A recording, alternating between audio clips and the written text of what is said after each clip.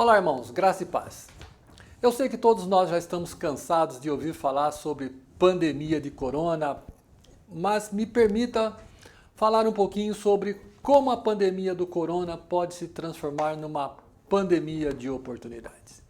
Sim, porque nós sabemos já a essa altura, todos já sabem que o termo pandemia vem do grego, onde pan quer dizer todos e demos quer dizer povo, ou seja, é alguma coisa que afeta todo o povo. E o que eu quero falar com vocês hoje é sobre como que nós podemos transformar isso que hoje é uma pandemia de doença, de óbitos, em uma oportunidade, numa pandemia de oportunidades. Primeira coisa é ampliando a forma como nós ouvimos. Nós sabemos que a audição é uma fonte importante para os nossos pensamentos. E sendo os pensamentos uma das fontes vitais do nosso sentimento e da forma como nós nos comportamos e até mesmo como nós nos sentimos e como nós trabalhamos a nossa saúde, é importante sermos criteriosos com o que nós ouvimos e como nós percebemos. A crítica é muito importante. Provérbios 23:7 diz assim como imagina a sua alma, assim será. Ou seja, se nós criarmos modelos de derrota, assim será. Então temos que vigiar nesse momento com aquilo que nós ouvimos e também na forma como interpretamos. E esse é o segundo ponto.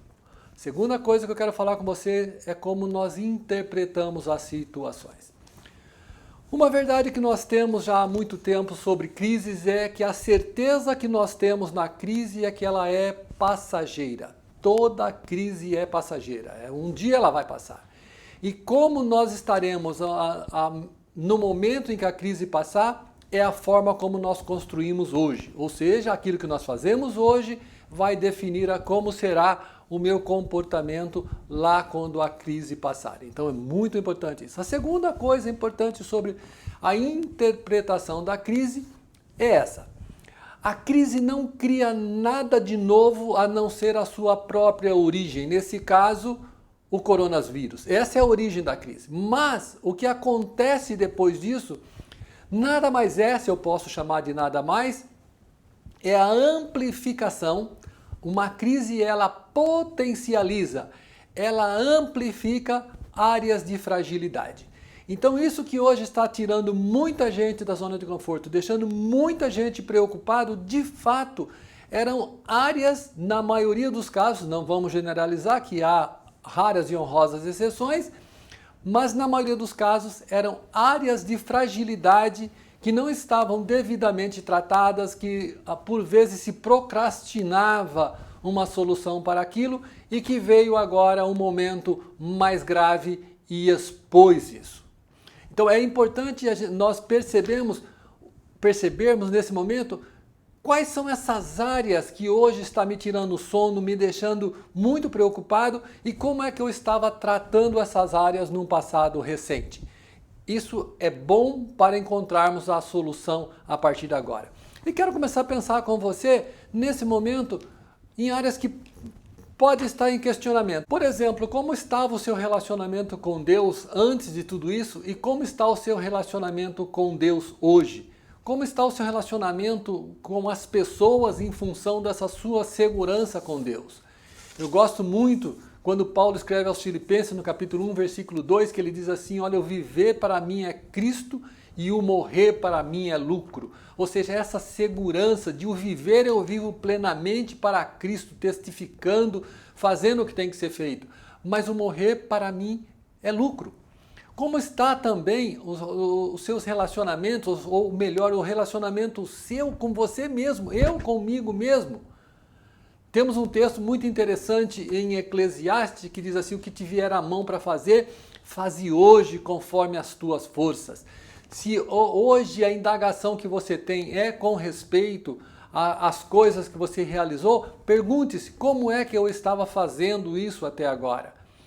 É hora de perguntar também como estavam os meus relacionamentos com a minha família, meu relacionamento matrimonial, meu relacionamento com os meus filhos, os meus relacionamentos familiares. Como é que estava a minha fé? Como é que anda a fé? Aquela fé que um dia eu preguei e dizia assim, 1000 cairão ao teu lado, 10.000 à tua direita, mas tu não serás atingido. Uma coisa que me chama a atenção também é como andam meus valores pessoais numa pandemia. Como é que eles continuam num momento tão difícil? Permita-me, para encerrar, compartilhar alguns versículos com você que eu tenho assim como versículo que pode nos ajudar a ter um posicionamento interessante nesse momento. Gosto de Tiago capítulo 1, versículo 2 e 3, quando Tiago diz assim, meus amados, considerai motivo de júbilo o fato de passardes por grandes tribulações. E ele diz o porquê, porquanto sabeis que a prova da vossa fé produz ainda mais esperança. Nós estamos num momento definitivamente de tribulação. Mas a forma como nós vamos olhar para isso é como uma oportunidade de crescimento e não como somente um problema em si. Tem um outro versículo que gosto muito, Romanos capítulo 8, versículo 28, que diz assim que todas as coisas contribuem para o bem dos que amam a Deus. Todas as coisas contribuem. E nós temos que olhar para isso sabendo que Deus, na sua soberania, sabe o que é melhor para nós. E se nós estamos passando por isso, nós temos que colocar a nossa vida à disposição de Deus e ficar muito tranquilo com relação a isso. Porque o que quer que aconteça conosco, contribui para o bem daqueles que amam a Deus. E o último versículo que tem falado muito ao meu coração, Salmo 46, 10, diz assim, aquietai-vos e sabei que eu sou Deus. Esse aquietai-vos não significa você ficar inerte. Não, aquietai é aquieta o seu coração, aquieta o meu coração, aquieta a minha alma, relaxa. Mas volta lá para Eclesiastes, que diz o que te vier a mão para fazer, faze hoje conforme a tua força. É hoje que você começa a construir uma nova história. Que Deus te abençoe, fique com Deus e nos vemos no futuro próximo. Até lá.